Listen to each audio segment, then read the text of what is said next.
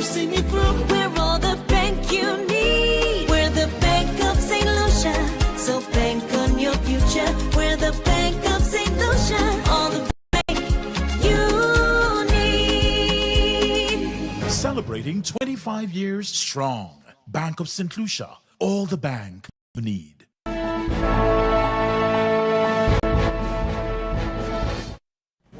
Good afternoon. It's Monday, August 17th, 2026. I am Daniela Edwin with the Hot 7 TV Midday News.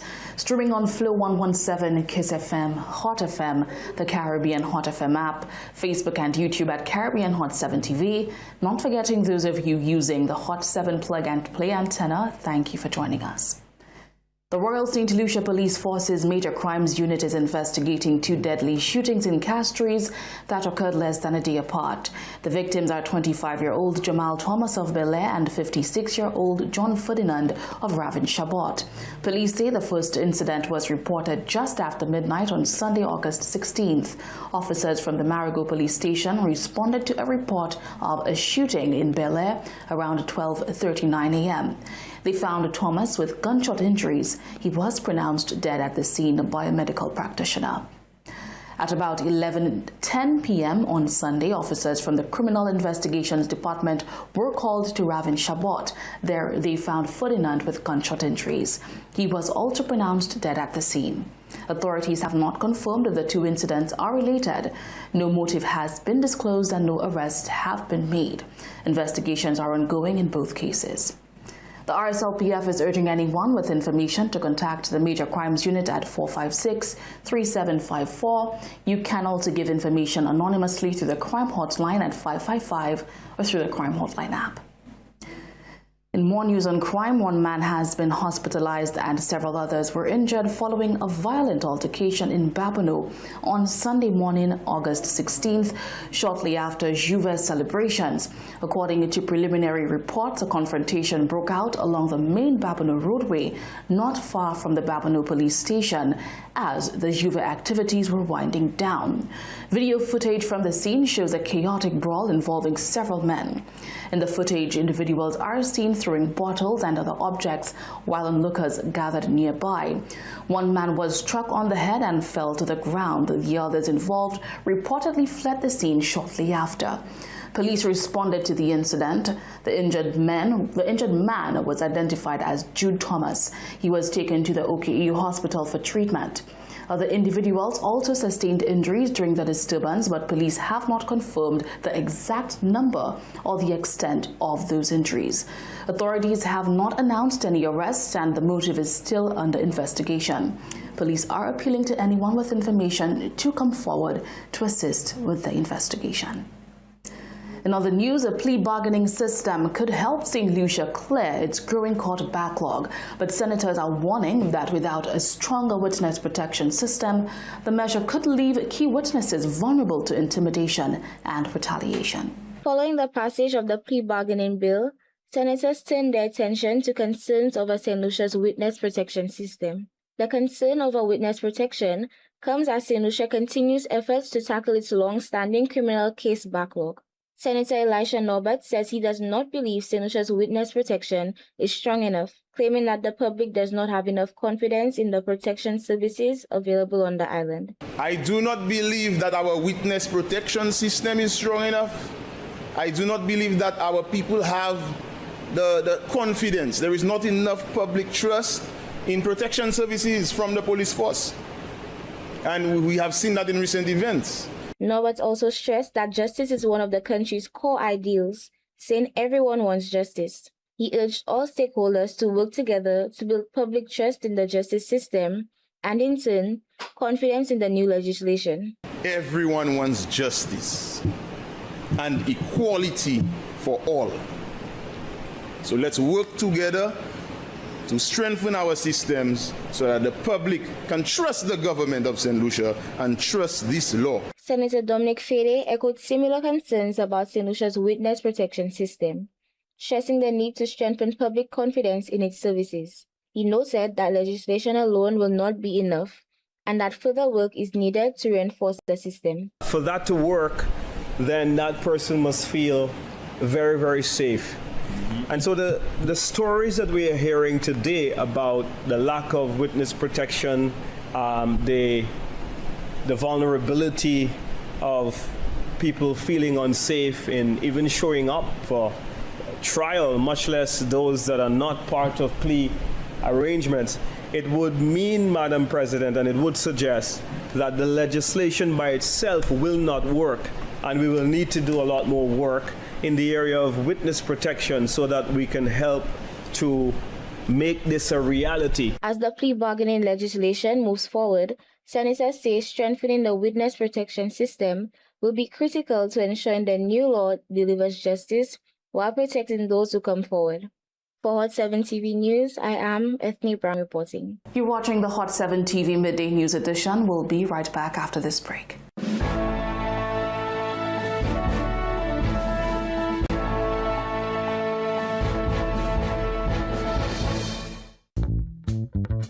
Are you ready to own the stage? Every other Wednesday from 7 p.m. to 11 p.m., the hottest midweek party comes alive at Blast Karaoke Night. Sing your favorite hits, enjoy delicious food, signature cocktails, and exciting bingo with chances to win big. Bring your crew and join us at Blast Entertainment Center, corner of Chisel and Brazil Street, upstairs the Starlight Building. Blast Karaoke Night, where every other Wednesday is legendary. Your moment to shine is almost here. Blast Karaoke Night returns on Wednesday, 26 August 2026. See you there. Did you know that while you're busy with your day, important news is breaking all around you? From politics to weather updates, community stories, and breaking news. Hot 7 TV keeps you informed with news every hour on the hour. Don't wait to hear it secondhand. Stay ahead, stay informed with Hot 7 TV St. Lucia. News notes on the hour. Stay updated wherever you are. Catch Hot 7 TV St. Lucia's news every hour on the air, on our mobile app, and on our website. Welcome back to the Midday News. Prime Minister Philip J. Pierre is advancing measures to cut energy costs and boost renewable energy adoption in St. Lucia, including a 5-year VAT zero rating on key photovoltaic components and installation services to make solar more affordable. This supports the government's broader goals of reducing fuel dependence, strengthening energy security, and ultimately delivering real savings and improved quality of life for St. Lucians. The government is moving to make solar energy less costly for households and businesses as part of a wider push to reduce St. Lucia's dependence on imported fuel. When fuel prices rise overseas, we feel it here at home. So increasing our use of solar and other renewable energy sources can help reduce the vulnerability over time. Government has been helping to soften the impact of higher international energy prices by subsidizing cooking gas and collecting less tax on fuel. So far this fiscal year, those interventions have had an estimated of 44.9 million EC dollar impact on the public finances. Those measures help to cushion the impact when prices rise. But government is also tackling the problem from another direction, helping St. Lucia rely less on imported fuel over time.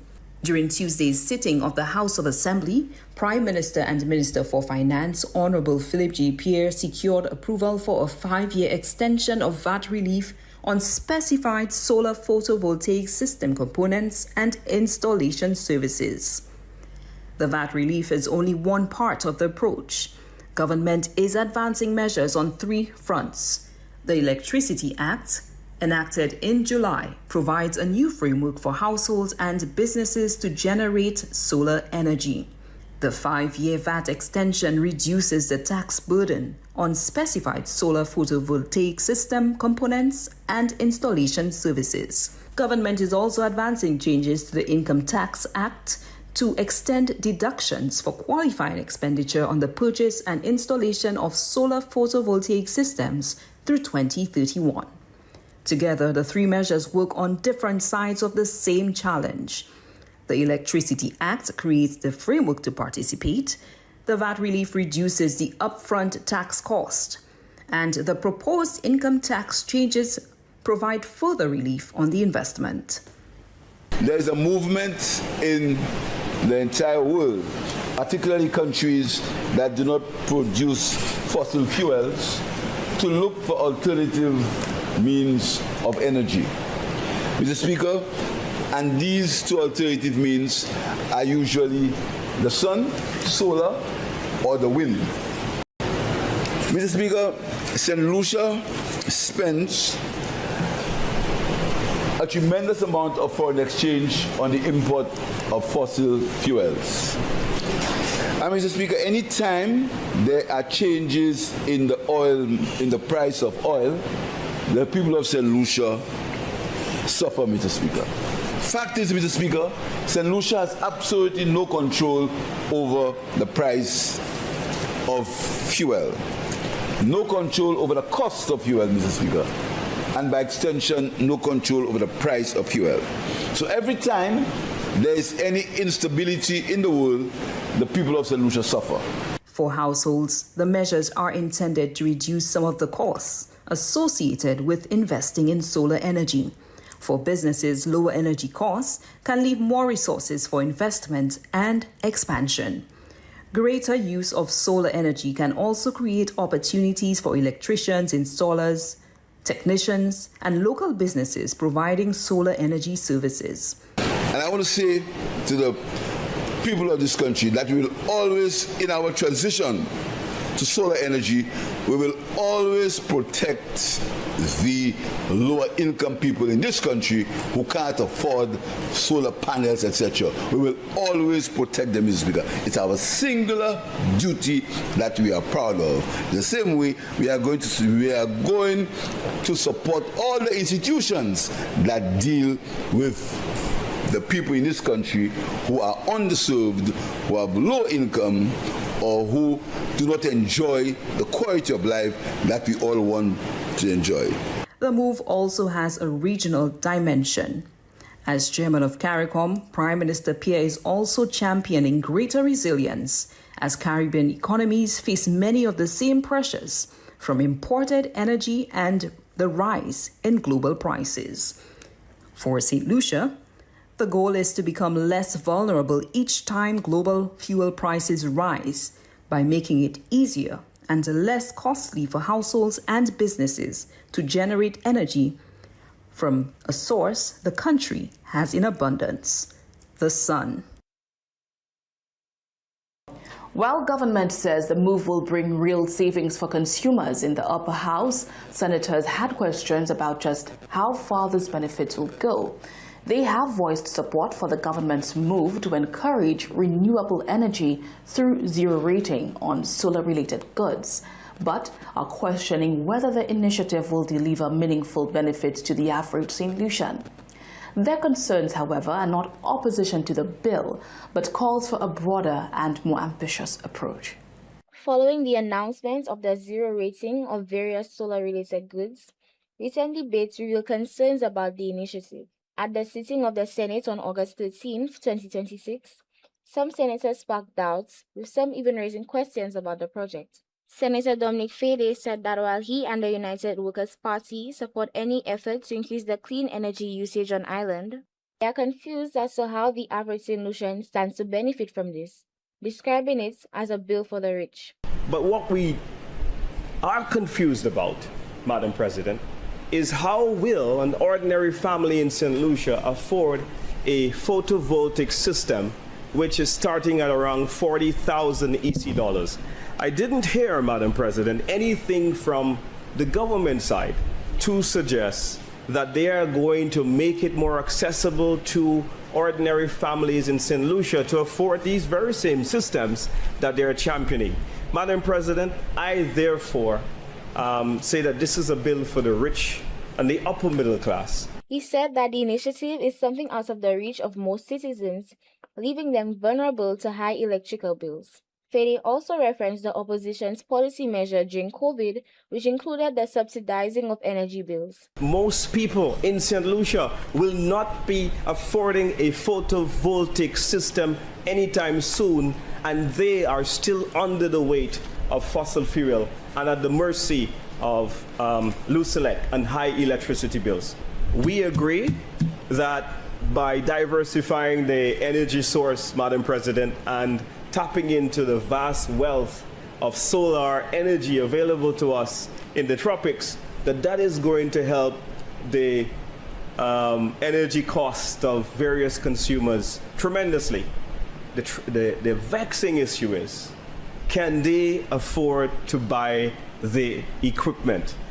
And the answer is, for most families, I don't have $40,000 laying around. He also stated that the initiative focused only on private consumers, such as businesses and individuals, and noted that it could have included public components, such as installing photovoltaic systems in community areas. It baffles me, why didn't the government consider industrial photovoltaic systems for towns and villages, so that the ordinary people in St. Lucia can benefit from perhaps a communal photovoltaic system that could have been in towns and villages. Amongst those raising concerns was Senator Leo Titus Preville, who offered his support for the initiative, but also questioned the rationale for reducing the time frame of the initiative, expressing his wishes to see it running for at least 10 years. He also questioned the level of ambition of the government's initiative. I would love to see a proposal which would have taken us to at least 10 years and not just this interim 4.5-year sort of or 5-year sort of period. So to really give the people of the country a sense that the government of St. Lucia is investing in a truly, not just short-term, not just medium-term, but fairly long-term, having a long-term approach to the inclusion of St. Lucians in the area, in the renewable energy space. So my comment would be, I would have loved to see that time frame a little longer. Despite the concerns raised, the senators stressed that they are not opposed to the bill or the move towards greater use of renewable energy. Rather, the questions are centered on how the initiative can be improved to ensure that its benefits reach more St. Lucians. For Hot 7 TV News, I am Ethne Brown reporting. Since launching in St. Lucia on August 6, 2025, medical concierge tourism company Orbital Well has expanded its treatment offerings while helping patients access affordable care abroad, including sending patients to India for cancer treatment. The company's first success story, Denry resident Greg Joseph, returned home tumor-free after having cancerous tumors treated in India. Just over a year ago, on August 6, 2025, St. Lucia-based medical concierge tourism company Orbital Well was launched with a bold promise to deliver a wide range of affordable medical treatment options in India and Europe. The company confirms it has delivered on that promise, as evidenced by its first patient's return from India on May 29th, following successful treatment for cancerous tumors.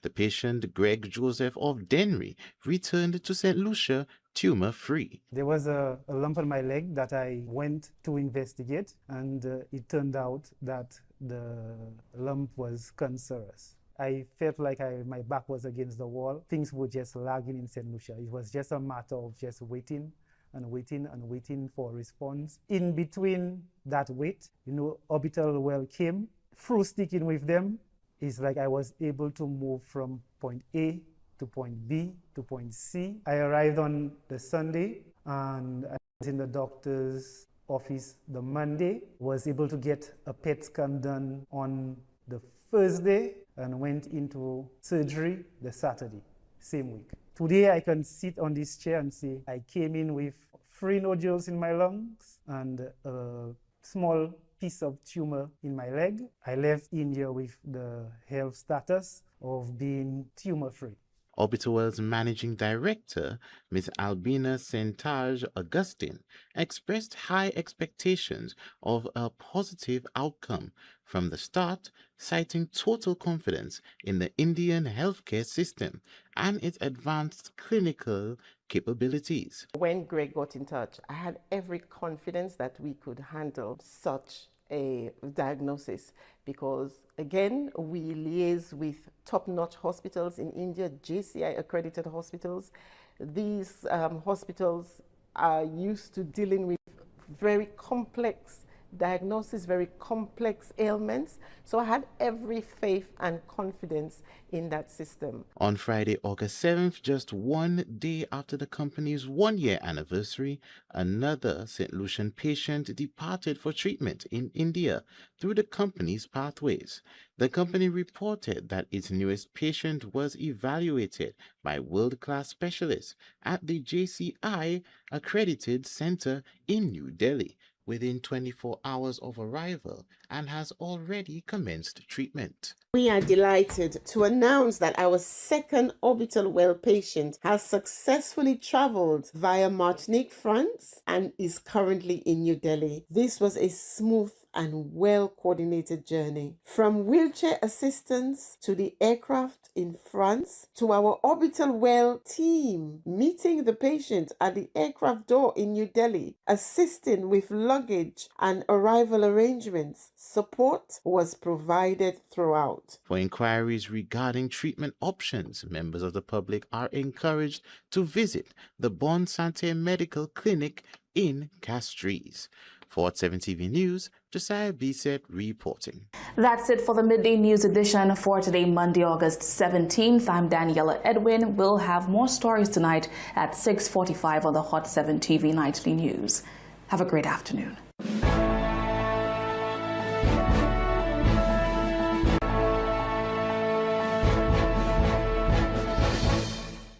Looking for the best way to advertise? Stop searching. Hot 7 TV gives you more reach, more impact, and more value. Get your business in front of the right audience and watch your sales soar. Don't miss out. Call 452-6040 today and take advantage of